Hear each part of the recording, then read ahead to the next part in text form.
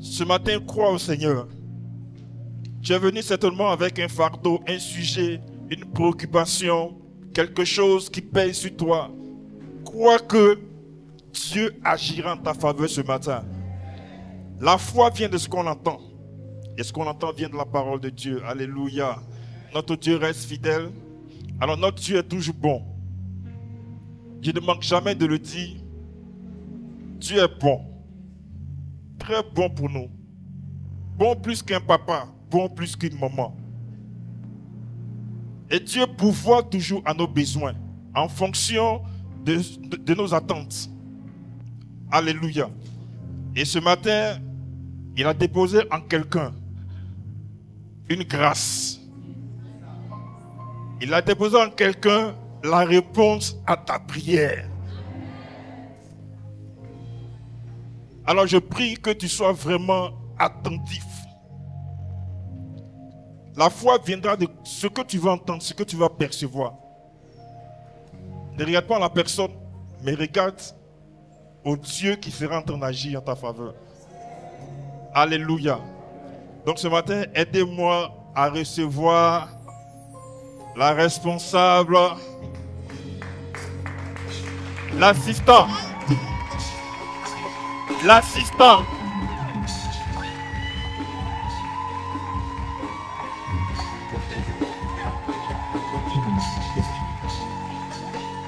Amen. Amen. Est-ce qu'on peut acclamer le Seigneur? Est-ce qu'on peut posséder un cri de joie pour celui qui nous a fait la grâce d'être en vie, pour celui qui nous a donné le souffle de vie? Alléluia. Bien-aimés, que Dieu vous bénisse. Ce matin, je veux rendre grâce à Dieu pour la vie d'un homme. Est-ce que quelqu'un peut dire un homme? Lorsque je me suis convertie, c'est pour un petit témoignage au christianisme, j'ai perdu beaucoup de choses. Et j'ai perdu même la relation familiale, c'est-à-dire l'amour paternel, les proches, la famille. Et aujourd'hui, dans le Seigneur, j'ai retrouvé cet amour paternel-là.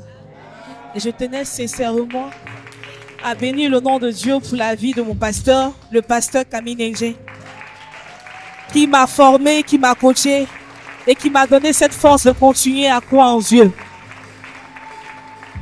Et dans ce même élan, je bénis le nom de Dieu pour la vie de sa femme. Oui.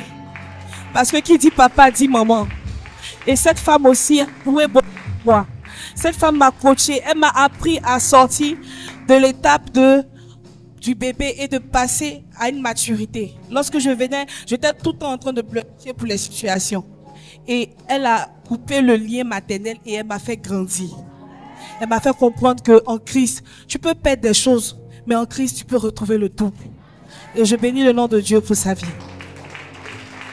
Je bénis le nom du Seigneur aussi pour votre vie. Est-ce qu'on peut acclamer le Seigneur pour vous-même? Parce que vous êtes ma nouvelle famille dans le Seigneur. Que Dieu vous bénisse. Nous allons prier pour la parole. Père, je te rends grâce pour cet instant. Je prie que ton esprit dispose l'atmosphère. Je prie qu'au sortir de ce temps, quelqu'un reçoive une parole, afin d'être boosté et challengé dans sa foi. Papa, dispose les cœurs à recevoir ta parole. Au nom puissant de Jésus que nous avons prié. Amen. Nous allons prendre notre dans le livre de Marc, chapitre 11, à partir du verset 20. Est-ce qu'on peut se tenir debout, s'il vous plaît? Et nous allons lire ensemble ce verset comme une seule famille. Le livre de Marc, chapitre 11, à partir du verset 20. On peut lire. Le matin, en passant, les disciples virent le figuier séché jusqu'aux racines. Pierre, se rappelant ce qui s'était passé, dit à Jésus, « Rabbi, regarde le figuier que tu as maudit à sécher. » Jésus prit la parole et leur dit, « Ayez foi en Dieu. Je vous le dis en vérité, si quelqu'un dit à cette montagne, « ôte-toi de là et jette-toi dans la mer », et s'il ne doute point en son cœur, mais croit que ce qu'il dit arrive, il le verra s'accomplir. Amen. Est-ce qu'on peut se rasseoir dans la présence de Dieu? Groupe musical, merci. Que Dieu vous bénisse. Alors mon thème de ce matin, c'est la foi qui déplace les montagnes. Dis avec moi, la foi qui déplace les montagnes. C'est vrai que c'est matin, mais on va le dire encore plus fort. La foi qui déplace les montagnes. Dieu vous bénisse. Alors ce passage parle de Jésus et ses disciples. Jésus passait et il a vu un figuier et il avait envie de manger les fruits de ce figuier.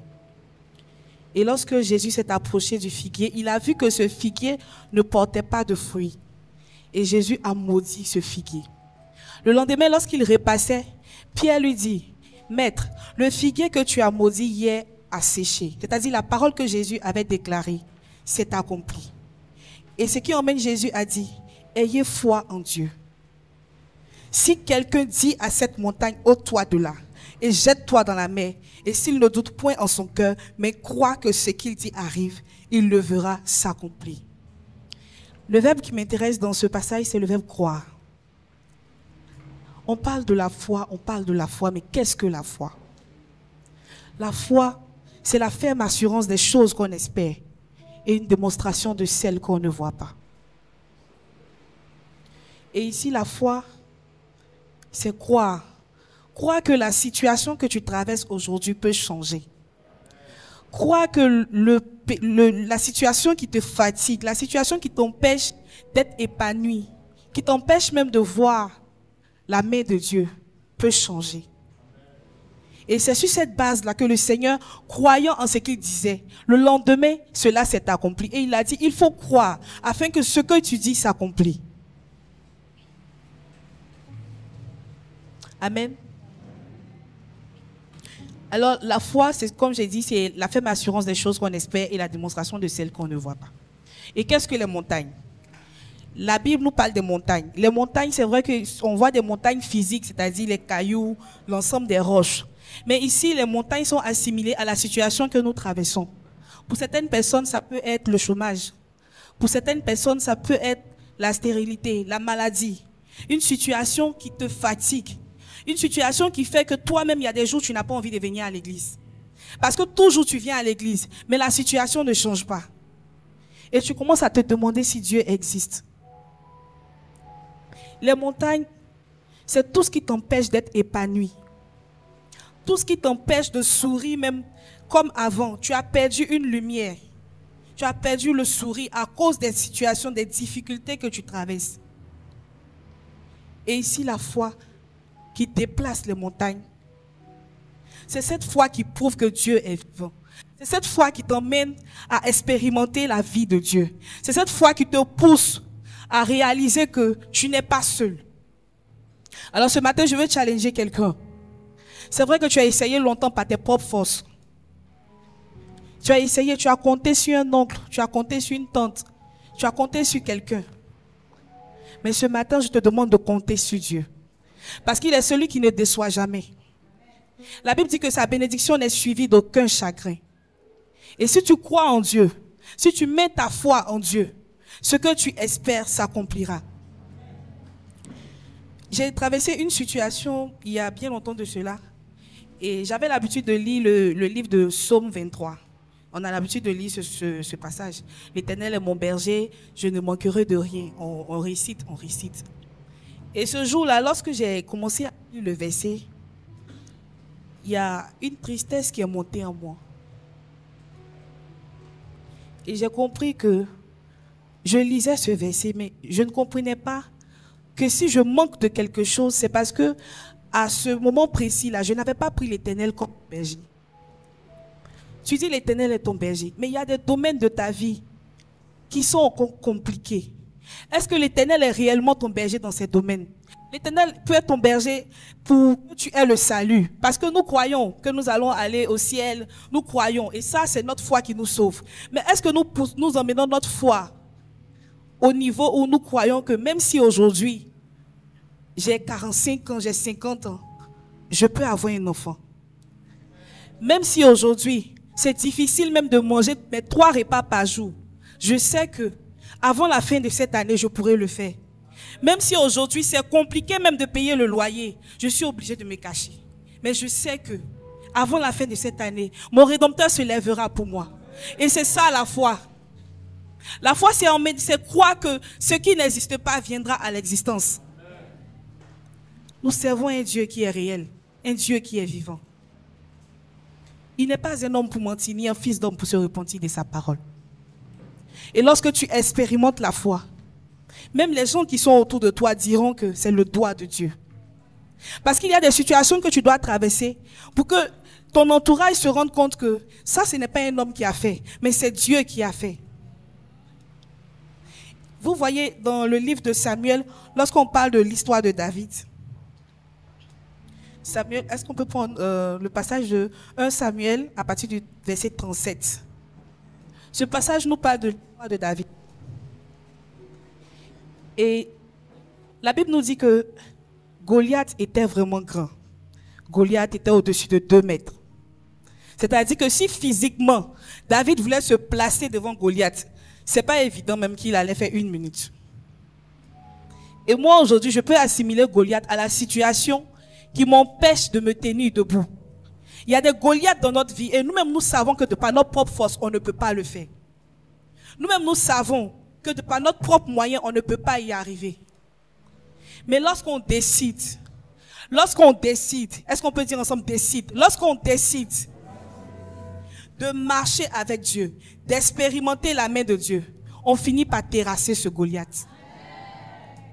Et lorsque David était devant Goliath, il a dit, tu viens avec moi, avec l'épée et le javelot.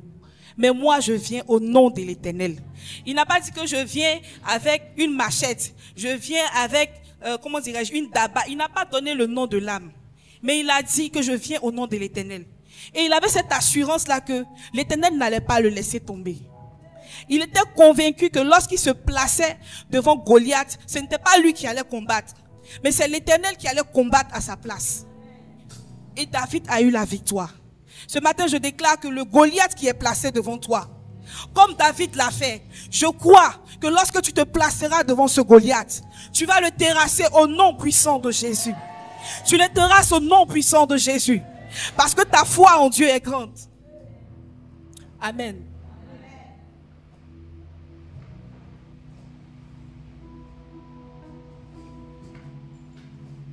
Alors la foi qui déplace les montagnes, c'est cette foi qui montre que ton Dieu est vivant. C'est cette foi qui montre que ton Dieu est vivant et qu'il agira. C'est le fait de croire que tu n'es pas seul dans cette bataille. Et il continue le verset, il dit, lorsque je marche dans la vallée de l'ombre de la mort, je ne crains aucun mal. Et c'est vrai que nous sommes dans la vallée de l'ombre de la mort, mais nous ne sommes pas seuls. Et il n'a pas dit lorsque je suis assise dans la vallée de l'ombre de la mort. Il a dit lorsque je marche. C'est-à-dire que lorsque tu es en train de marcher, il y a le point A et il y a le point B. Donc je déclare à quelqu'un ce matin, c'est vrai que tu marches dans la vallée de l'ombre de la mort, mais tu ne vas pas rester dans la vallée. Non, non, c'est pas possible. Lorsque tu es en train de marcher, tu pars d'un point A à un point B. Et le Seigneur t'attend au point B. Et il dit que lorsque tu marches, il est avec toi. Maintenant, je ne comprends pas pourquoi il y a des gens, quand ils commencent à marcher dans la vallée, ils se lamentent. C'est vrai que ce n'est pas facile, mais tu adoptes une attitude de quelqu'un qui est seul. Oui, de quelqu'un qui est orphelin. Moi, j'ai beaucoup expérimenté ça.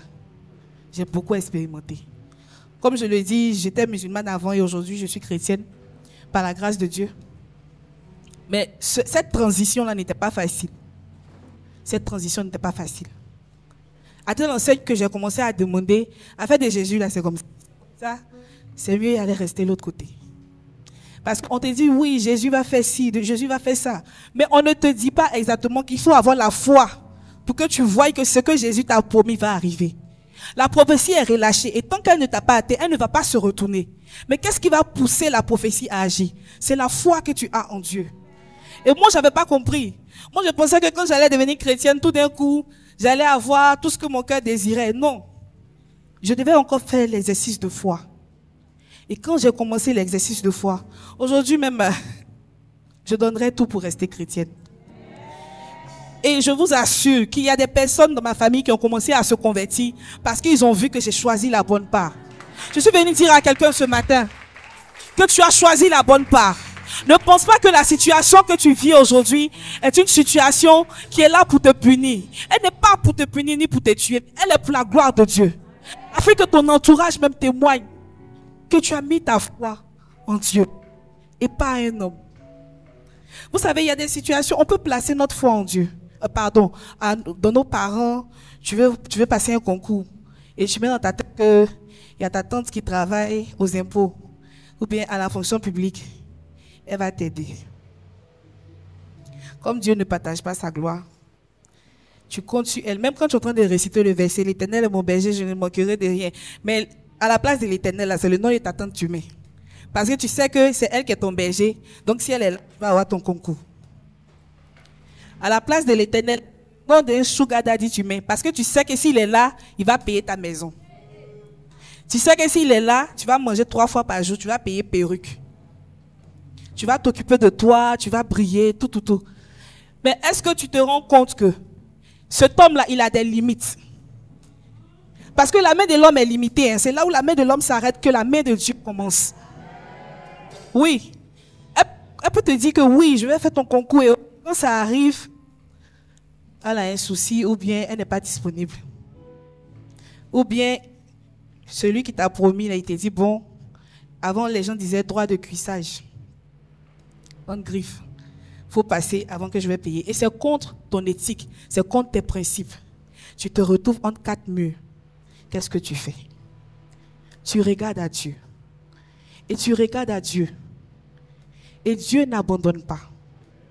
Dieu n'abandonne pas. J'ai connu une dame qui devait passer un concours ENA et puis ENS. Elle est orpheline de mère et de père. Et cette dame, lorsqu'elle devait présenter le concours, les gens autour d'elle ont commencé à dire, mais ENA là, il faut avoir tant, il faut avoir tel million, sinon... Et la femme a commencé à se décourager. Elle avait déjà déposé les papiers, mais elle était découragée. Elle dit, que moi je suis partie déposer mes dossiers, les gens étaient en train de parler à côté, d'autres même disaient que moi, mon oncle il est maire, il va faire tant. Elle est chrétienne. Et les gens autour d'elle ont commencé à lui dire, tu n'as rien, tu n'as pas l'argent, qu'est-ce que tu fais? Et ce qui m'a plu chez cette dame, elle a dit, moi je suis orpheline. Et je sais que mon Dieu est le père des orphelins. Ce matin, dis à un orphelin que tu n'es pas seul. Je dis à une veuve que tu n'es pas seul. Il y a le père des orphelins et le mari des veuves. Et je sais que comme c'est mon papa, il va payer pour moi. Et la dame est posée. Donc, ça fait que les gens avaient commencé à la toiser. Mais la dame là, elle se prend. Jean, elle veut dire que, je vous assure, quand le résultat est sorti, elle a eu l'ENA et l'ENS. Ok. Elle a eu l'ENA et l'ENS. C'est pour dire à quelqu'un. C'est pour dire à quelqu'un que la situation que tu es en train de traverser, la situation qui t'empêche de voir la main de Dieu peut changer ce matin. Tu peux passer un examen et tu penses que le Seigneur t'a oublié. Le Seigneur peut se manifester à la dernière minute. Tu peux faire des examens, on va te déclarer une maladie que même les médicaments ne peuvent pas te soigner. Ce sont des médicaments que tu vas prendre de façon continuelle. Mais Jéhovah Rapha, lorsqu'il décide de se lever dans ta vie, lorsqu'il décide de se lever dans ta vie, la maladie disparaît. Il n'y a même pas de séquelles, c'est-à-dire tu es guéri totalement. Amen. Et ce matin, je vais t'expliquer comment manifester cette foi-là. La foi qui fait que les montagnes, la situation qui est devant toi, la maladie qui te fatigue jour et nuit, la maladie qui t'empêche d'aller au travail, qui t'empêche même de prendre soin de tes enfants. Le challenge qui te fatigue, qui fait que même tu n'arrives même pas à venir à l'église. Il y a des jours, tu n'as même pas la force de te lever. Tu es désespéré. Tu pleures dans la nuit. D'autres sont en train de rêver, toi tu pleures. Et ce matin, la foi qui t'emmène à déplacer ces montagnes, comment l'expérimenter? Dans un premier temps, la foi vient de ce que l'on entend. Nous allons prendre nos Bibles dans le livre de Romains 10, au verset 17. Romains 10, verset 17.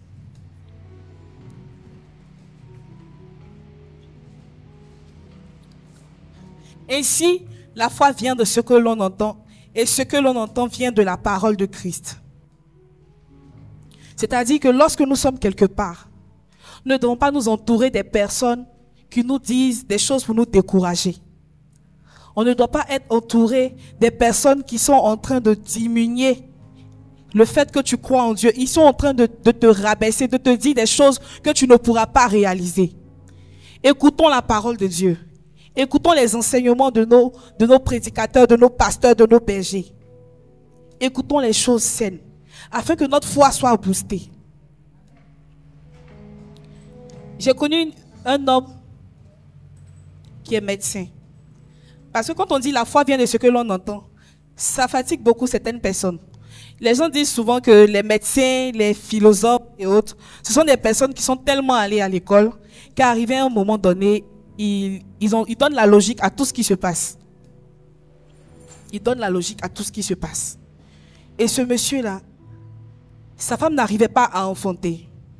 Il a épousé sa femme et elle n'arrivait pas à enfanter. Des années passaient, des années passaient. Et comme il est médecin, il envoyait sa femme à chaque fois faire des examens. Toujours, il y avait une explication. Non, la glycémie est montée. Non, la progestérone est abaissée. Toujours, les histoires, il y avait toujours des explications. Et lui, il était toujours dans sa logique. Allons à l'hôpital, allons faire ci, allons faire tel examen. Et vous savez, au bout d'un moment, lorsque tu es dans la vallée, tu ne vois pas d'issue. Tu commences à chercher de part et d'autre. Tu oublies même que Jésus est dans la barque avec toi. Et tu commences à regarder à gauche et à droite. Et cette dame a commencé à regarder à gauche et à droite. Elle a demandé à une amie qui est musulmane. Elle lui a dit, mais comment je peux faire pour résoudre ce problème? Et chez les musulmans, aller voir un charlatan, c'est normal. Hein. Ce n'est pas quelque chose de rédhibitoire. Et ils sont partis voir le charlatan en question. Et il a expliqué. Il dit, non, il faut faire sacrifice chaque vendredi. Nous, on était petits, mais on mangeait. Sacrifice, là, seulement on a mangé. On dit de donner sacrifice aux enfants. Mais nous, on était au rendez-vous pour manger. Croyant que si elle donne chaque vendredi aux enfants, elle va attirer la grâce de l'enfantement sur sa vie. Je vous assure, 0. Jusqu'à 10 ans, plus de 10 ans. Aucun enfant, aucun signe même. Aucun. Et son dernier recours, c'était Dieu. Dis avec moi Dieu. Et lorsqu'elle est partie, elle a rencontré une dame chrétienne qui l'a envoyée dans une église et elle a commencé à prier. Et le pasteur a commencé à parler de la foi. Il a commencé à booster sa foi. Il a commencé à lui faire comprendre qu'il faut croire en Dieu. Pour que tu puisses expérimenter les miracles, pour que tu puisses rentrer dans ta saison, il faut croire en Dieu. Et cette dame-là, elle a commencé à prier. Même son mari même ne la comprenait pas. Il y a des situations que tu traverses que même lorsque tu commences à prier, les gens pensent que tu es fou. Oui. Les gens te regardent et disent, mais on ne voit pas ton Dieu. Les incrédules ne voient pas. Mais toi, tu persistes, tu pries et tu dis, je sais que mon Rédempteur est vivant. Et il s'élèvera pour moi le dernier. Et lorsqu'elle a commencé à déclarer ces paroles, elle a commencé à prier, cette dame. Elle-même, elle a oublié même qu'elle cherchait un enfant. Et un beau matin, elle va à l'hôpital. On lui dit, vous avez un retard. Son mari, non. Parce que ce que la médecine a dit que quand tu es dépensé, quand tu vas dans 40 ans, ce n'est pas possible. Et elle a commencé à écouter ces paroles qui étaient en train de la fatiguer. Non, à cet âge-là, ça sera compliqué. Ou mais si tu fais un enfant, il aura telle maladie. Ils ont commencé à donner des raisonnements que Dieu même est au-dessus de tout ça. Je suis venu dire à quelqu'un. Il y a des situations que tu traverses aujourd'hui, les gens même te disent, faut abandonner, c'est fini. Tu penses même que tu es le rejeté de ta famille. Ah, moi, dans ma famille, là, on travaille, on dit on va pas dépasser le bac. Dans ma famille, on dit on se marie pas. Dans ma famille, on dit on voyage pas. Dans ma famille, on fait pas ça. Arrêtons d'écouter les faux raisonnements. Mais toi qui as choisi Jésus, tu as choisi la bonne part. Et lorsque quelqu'un dans ta famille est en train de déclarer, tu lui dis que moi j'ai choisi Jésus. Et je sais que lorsque Jésus se lève pour moi, je suis victorieuse. Et malgré tout ce que les gens disaient autour, la dame dit, ok. Donc on attend, c'est pas 9 mois, on attend. Et elle avait cette assurance, c'est-à-dire cette paix-là. Vous savez, lorsque on a l'assurance en Dieu, là, il y a des combats qu'on ne fait plus. On prie et on garde notre foi en Dieu. La prière est accompagnée de la foi. Et il y a la puissance dans cette foi-là. Et la dame continuait de prier. Son mari était toujours là. Hein. Allons à l'hôpital, allons faire ci, allons faire ça. Et la dame, arrivée à ces derniers mois, elle est allée faire des examens, on lui a diagnostiqué une maladie. Tout ça, c'est le diable. Il veut te déstabiliser. C'est-à-dire que lorsque ta foi est stable, il n'aime pas. Parce qu'il sait que si tu restes comme ça, le ciel va s'ouvrir sur ta vie. Tu vas expérimenter des bénédictions même que même tes aïeux n'ont pas expérimenté. Tu vas dépasser les limites de tes parents. Les limites même qu'on a dit que tu ne pouvais pas dépasser. Et elle a commencé à un moment à s'attrister. Mais par la grâce de Dieu, elle avait des gens autour d'elle qui lui parlaient. Qui lui disaient ne te décourage pas. Ce Dieu qui a commencé avec toi va terminer avec toi. Parce qu'il est l'alpha et l'oméga. Il n'est pas un homme pour mentir, ni un fils d'homme pour se repentir de sa parole. Et s'il a déclaré que tu auras un enfant, alors tu l'auras. Ce matin, je ne sais pas ce que le Seigneur a déclaré sur ta vie. Mais n'oublie pas que ton Rédempteur est vivant. N'oublie pas que ce qu'il a dit s'accomplira. Il a dit que tu vas voyager. On a commencé l'année en janvier, tu es déjà découragé. Qu'est-ce que c'est? On a commencé l'année en janvier, 2 semaines, tu es déjà découragé. Parce que tu as entendu que ta collègue a eu son visa. Tu dis, mais Seigneur, aide-moi. Il a dit, tu vas te marier. Ta petite soeur, pour te faire bien mal, même le diable te donne ta petite soeur en mariage. Et puis toi, tu es l'aîné là. C'est toi qui viens faire décoration. Tu viens drager, tu es dame d'honneur même, tu es décès. Ton cœur te brûle. Tu dis, mais où est le Dieu que je prie? Seigneur, parce qu'il y a des familles, on dit quand ta petite soeur se marie, c'est difficile que l'aîné se marie. Les lois, ça ce sont les lois du monde. Mais il y a un Dieu qui est au-dessus de toutes les lois. Il y a un Dieu qui surpasse toutes ces lois. Et tu as ce Dieu-là dans ton cœur. Tu as cette foi en ce Dieu. Et puis tu ne vois pas que tu manques de quelque chose. Si tu manques de quelque chose, c'est que l'Éternel n'est pas ton berger dans cette chose. Si tu manques aujourd'hui de quelque chose, c'est que tu n'as pas encore placé l'Éternel à la place du berger. Parce que le berger, c'est celui qui te guide. Il te dit, va à gauche, tu vas à droite. Même si tu es dans la vallée, c'est bizarre même. C'est-à-dire, tu ne comprends rien même.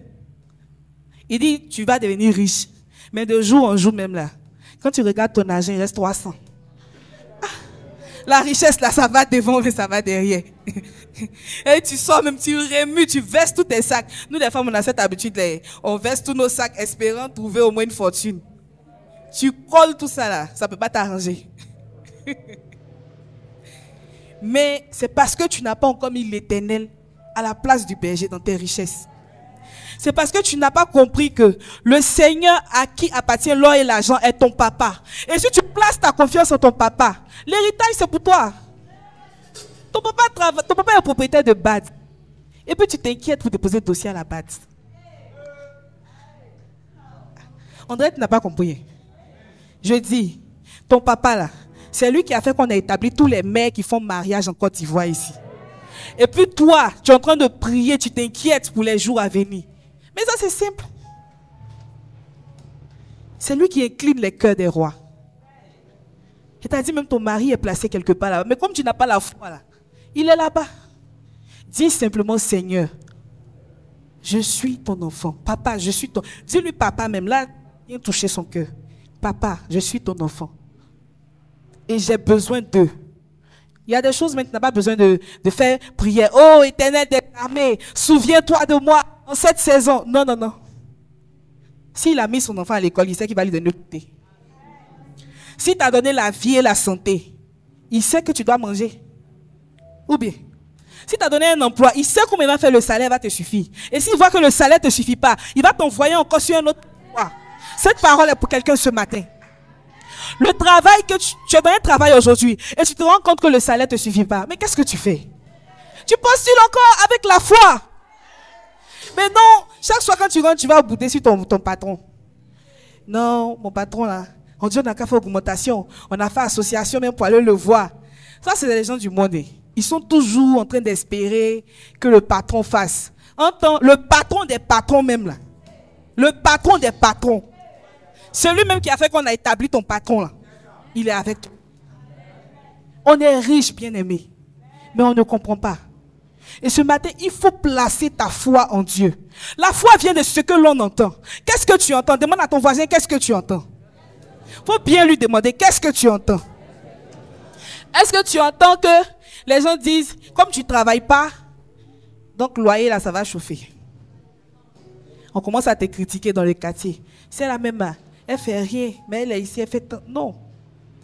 Qu'est-ce que tu entends? Moi, j'entends que le Seigneur est mon pourvoyeur. Que c'est lui qui a suscité les corbeaux dans le désert pour nourrir Élie. Et que même si c'est compliqué, que je suis dans le désert, c'est-à-dire le désert même, il n'y avait pas de nourriture à côté. Il n'y avait rien. Mais Élie a reçu la nourriture. Parce qu'il avait foi en celui qui l'avait placé. Il avait foi. Nous sommes dans le désert et nous cherchons l'oasis. On cherche où on va boire de l'eau. On cherche comment on va faire. Non. Celui qui emmène à l'existence est avec toi. Ce qui n'existe pas. Pourquoi ne pas mettre ta foi en lui et prier? Pourquoi? La Bible dit tout est possible à celui qui croit. Tout est possible à celui qui croit. Il n'a pas dit cette choses sont possibles à celui qui croit. Quelque chose est... Non, il a dit tout. Et qui dit tout? Il parle de tout. C'est-à-dire tout ce que tu espères aujourd'hui est possible. Si et seulement si tu places ta foi en Dieu. Si et seulement si tu déclares que Jésus est ton papa. Et que si tu as un manque, il va le combler. Le psaume 23, lorsqu'on termine le psaume 23, il dit, l'Éternel est mon berger, je ne manquerai de rien. Il me fait reposer dans le vert pâturage. Il me dirige près des eaux paisibles. Il restaure mon âme. Il me conduit dans les sentiers de la justice. À cause de son nom. Dis avec moi, à cause de son nom. Quand je marche dans la vallée de l'ombre de la mort, je ne crains aucun mal, car tu es avec moi. Ta houlette et ton bâton me rassurent. Et le verset qui suit, tu dresses devant moi une table en face de mes adversaires. Tu oindules ma tête et ma coupe déborde. Ce sont des paroles que David déclarait avec foi. Parce que l'Éternel était son berger. Il savait que l'Éternel allait combattre. Il savait qu'il allait triompher. Il savait que le bonheur était rattaché à sa vie. Parce que l'Éternel était son berger. La foi vient de ce qu'on entend. Qu'est-ce que tu entends ce matin? Est-ce que tu entends les gens qui sont en train de te décourager, qui disent que l'activité que tu fais ne va pas réussir?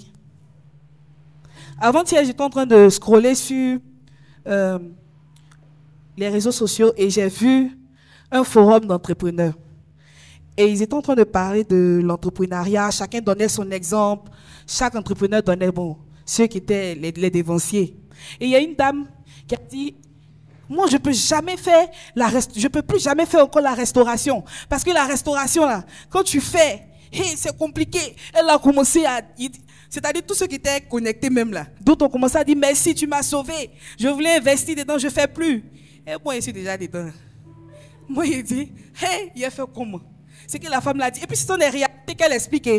Ce sont ses réalités. Mais moi, je suis un enfant de Dieu. Et je sais que ces réalités, même si ce sont mes réalités, ça n'aura pas la même fin. Tu n'as pas compris. Les réalités que tu vis peuvent être les réalités de ton voisin. Ça peut être même les réalités de tes parents. Mais toi, comme tu as ta foi en Dieu, tu n'auras pas la même réalité au nom de Jésus. Et Dieu, par sa grâce, il y a une dame chrétienne qui a commenté en bas. Peut-être que c'est Dieu qui voulait me soulager un peu. Elle dit, mais, et Dabali Express, et les entreprises qui ont réussi là, ce sont des hommes. Ou bien, ce sont tous des hommes. Donc, s'il y a des humains qui ont pu le faire, moi qui suis enfant de Dieu, je peux le faire. Je suis venu dire à quelqu'un ce matin que là où les gens disent que toi, tu ne peux pas, place ta foi en Dieu et tu pourras le faire. On dit, tu ne peux pas faire telle chose. Et puis, tu te limites à ce que les gens disent. Pourquoi tu écoutes? Pourquoi? Pourquoi? Quand la personne te dit, automatiquement, tu fais retour à l'envoyeur. Tu lui dis que moi, je suis un enfant de Dieu. Mon Rédempteur se lèvera pour moi. Et celui qui m'a mis sur cette terre, il connaît mes besoins. Et si je suis en train de faire ça, c'est parce qu'il pourvoira que je continue de croire en lui. Tu comprends? Et aussi, la foi vient de ce que l'on voit. Nous allons prendre nos Bibles.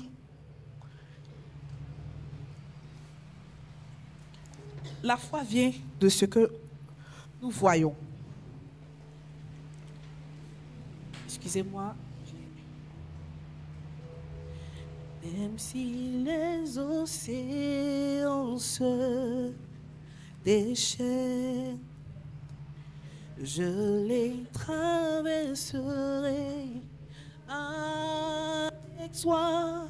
Nous allons prendre nos Bibles dans le livre de Matthieu 14 à partir du verset 30.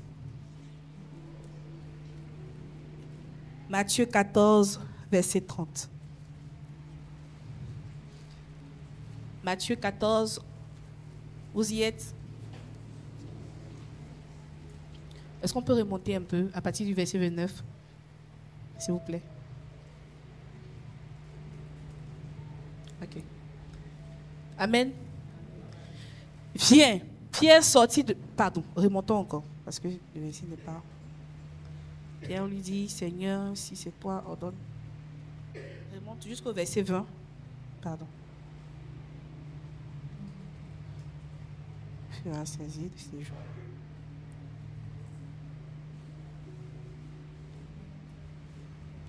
Père, tu domines les tempêtes.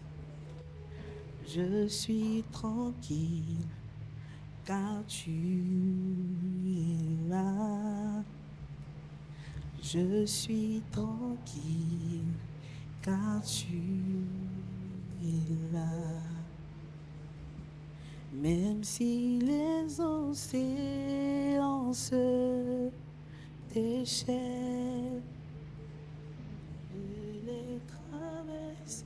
27. Matthieu 14, verset 27. Mais il lui dit, nous n'avons ici 27. Jésus leur dit aussitôt, rassurez-vous, c'est moi, n'ayez pas peur. Pierre lui répondit, Seigneur, si c'est toi, ordonne que j'aille vers toi sur les eaux. Et il dit, viens. Pierre sortit de la barque et marcha sur les eaux pour aller vers Jésus. Mais voyant, dis avec moi, voyant que le vent était fort, il eut peur et comme il commençait à s'enfoncer, il s'écria, Seigneur, sauve-moi. Alors ici, le passage nous parle de Pierre, de Jésus qui a marché sur l'eau. Et lorsque Jésus a marché sur l'eau, il y a Pierre qui l'a vu. Et il dit, Seigneur, si c'est toi, ordonne que je marche sur l'eau. Et le Seigneur lui a dit, viens. Et lorsque le Seigneur lui a dit, viens, Pierre a commencé à marcher sur l'eau. Sur la parole de Dieu, sur cette base, il a commencé à marcher sur l'eau. Et arrivé un moment, il y a le vent. Les situations compliquées ont commencé à venir vers nous. C'est-à-dire, au début, Dieu nous a dit, viens. On a commencé à marcher avec Dieu. Et arrivé un moment, les situations sont devenues tellement compliquées, tellement difficiles. Et on a commencé à s'enfoncer parce que le doute s'est installé.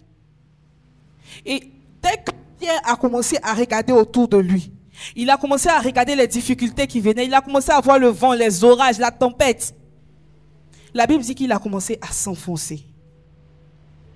Parce que l'assurance qu'il avait au départ, lorsqu'il marchait, lorsque le Seigneur lui a dit viens, avait commencé à changer. Il a commencé à se dire, mais le Seigneur m'a dit de venir. Mais est-ce que réellement, de toute façon il a marché, est-ce que moi je peux? Il a oublié que celui qui l'a appelé, il devait placer sa foi en lui. Il a oublié que ce qu'il traverse aujourd'hui, ce que nous traversons, des fois on oublie même que c'est Dieu qui est en train de marcher avec nous. Il y a des situations que Dieu permet dans ta vie pour qu'on puisse voir sa gloire dans ta vie. Mais lorsque ça devient compliqué, tu commences à regarder autour de toi. Tu commences à te demander, est-ce que le Seigneur est avec moi? Est-ce que le Seigneur me voit? Est-ce que le Seigneur m'entend? Tu commences à te lamenter et au lieu même de trouver la solution, tu finis par t'enfoncer. Ce matin, je demande à quelqu'un, qu'est-ce que tu vois? Est-ce que tu vois le fait que ton âge est en train de passer et tu ne te maries pas? Ou est-ce que tu vois que le Seigneur qui pourvoit peut te donner un mari? Est-ce que tu vois que ton âge est en train de passer et tu n'enfantes pas? Ou est-ce que tu vois que le Seigneur qui a déclaré, qui a dit à Pierre, viens, peut te dire aussi ce matin que tu enfanteras. Je demande à quelqu'un, qu'est-ce que tu vois? Demande à ton voisin, qu'est-ce que tu vois? Bien-aimés, ne regardons pas autour de nous, parce que la solution est en face. La solution, c'est Jésus. On peut essayer des solutions éphémères, mais ça n'aura pas de fruit. La solution qui porte un fruit, c'est la foi en Dieu. La foi en Dieu. La foi en Dieu déplace les montagnes. Et ça ne déplace pas seulement. C'est-à-dire, lorsqu'il dit, ôte-toi de là et jette-toi dans la mer. Quand ça rentre dans la mer, ça tombe dans les profondeurs, ça ne revient plus. Ce n'est pas le fait de déplacer seulement la maladie, non. Il ne déplace pas la maladie, il la guérit totalement. Il ne déplace pas la stérilité pour le moment, tu fais seulement un enfant et puis c'est fini, non. Il te donne encore plus. Il te donne à chaque fois, afin que les gens même viennent te dire, c'est bon, il ne faut plus faire. Notre Dieu est le pourvoyeur par excellence. Notre Dieu pourvoit. Il y a des situations qu'on regarde, on se demande, est-ce qu'on va s'en sortir? Arrêtons de regarder les situations. Parce que les situations vont toujours venir. Arrêtons de regarder les challenges, mais regardons à celui qui est en face de nous. Plaçons notre foi à celui qui est en face de nous. Et tu verras que les choses s'accompliront dans ta vie. La Bible dit que sa bénédiction n'est suivie d'aucun chagrin. Il y a des bénédictions que tu peux expérimenter, mais il y aura des chagrins derrière. Oui.